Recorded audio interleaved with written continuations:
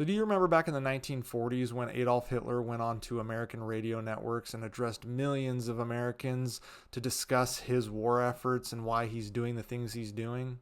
No? Well, that's probably because that never happened. And yet here we are with Putin addressing millions of Americans and Western citizens through an interview with Tucker Carlson that was viewed over 120 million times on YouTube and X.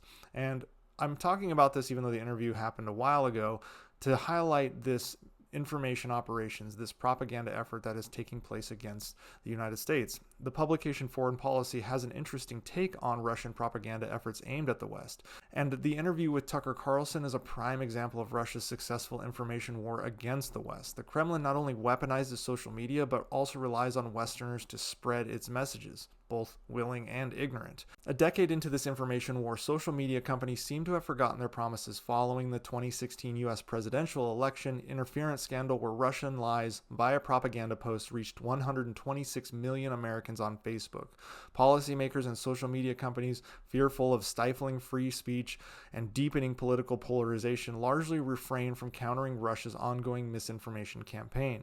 This inaction persists despite growing signs of Russian influence deeply penetrating Western society.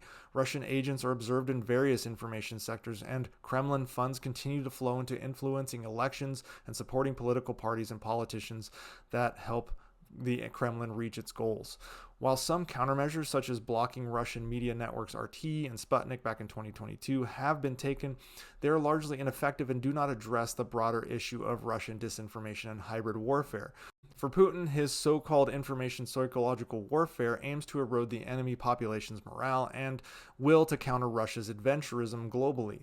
This strategy includes fake and real and misrepresented news spread throughout networks of unwitting shills like Carlson. The reach is extensive. Posts by Kremlin-linked accounts were viewed 16 billion times by Westerners in the first year of the Ukraine war alone. Most Americans were blissfully unaware they were reading Russian propaganda. Moscow's tactics include using bots, trolls, targeted ad campaigns, and fake news similar to those employed during the 2014 Crimean invasion and the 2016 U.S. election. The polarized Western public, including movements like QAnon, often unwittingly amplify Moscow's narratives. Platforms like Telegram and TikTok also play roles, with fake accounts spreading Russian talking points, influencers boosting Kremlin content, and paid actors screaming in the comments section, often having been assigned to specific creators that counter any kind of Kremlin narrative. Even within the US, policymakers have been unwilling to do much to stem the tide of pro-Russian propaganda. Since Elon Musk took over Twitter and renamed it X, the network has openly welcomed Russian influence campaigns. The platform even hosts Kremlin-aligned neo-fascists like Alexander Dugin, who uses it to spread his apocalyptic vision of the war in Ukraine to his 180,000 followers. Hundreds of accounts, many belonging to ordinary Americans, boost Dugin's reach by liking and commenting on his posts. Meanwhile, the Atlantic Council found that suppression of pro-Ukrainian voices on social media has occurred alongside the broader disinformation campaigns waged by Russia, usually via brigading or mass reporting anyone that spreads messages that run counter to the Kremlin. As we enter the third year of Russia's attempt to conquer Ukraine, let's call it what it is becoming apparent that the Kremlin's information war is fully integrated into its military apparatus. Some of that is aimed at Ukraine, with Russian disinformation campaigns attempting to sow distrust in the US's political and military leadership. But for the Kremlin, the information war against the West is key. That's because Putin's theory of victory in Ukraine runs through Western capitals. If Western support can be undermined over time, Ukraine will lack the weapons and resources necessary to keep fighting. The war over Western opinion is therefore at least as important for Putin as the ground fight in Ukraine. Yet, despite abundant examples of Russian narratives showing up in Western debates, there's almost no serious discussion within governments or among the public about how to end Russia's information war on the West. Many in the West worry that interfering will lead them down this slippery slope of repressing free speech. Perhaps they cannot see the conceptual link between information war and military war, though we've seen it in every war since the beginning of time, and these people refuse to recognize that the West is already at war with Russia in the information space, even if it is not in the military space. The sad thing is there are signs that governments are taking Russia's influence campaigns less seriously today than in the past. The British government first obstructed the release of a damning report on Russian interference in British politics, and once the report was released, it did little to act on the findings. In Washington, the Biden administration is scaling back its efforts to head off Russian disinformation. They've been stymied by a barrage of criticisms reflecting freedom of speech concerns. The U.S. Department of Homeland Security shuttered its Disinformation Governance Board in August of 2022, even as Americans were being barraged by an unprecedented wave of anti-Ukraine propaganda on social media. Since then, the U.S. State Department's very limited funding has mainly gone to small-scale non-governmental organizations offering fact-checking and disinformation tracking services, which is a drop in the bucket. Historically, the U.S. government has done a better job at intercepting and preventing the spread of enemy propaganda.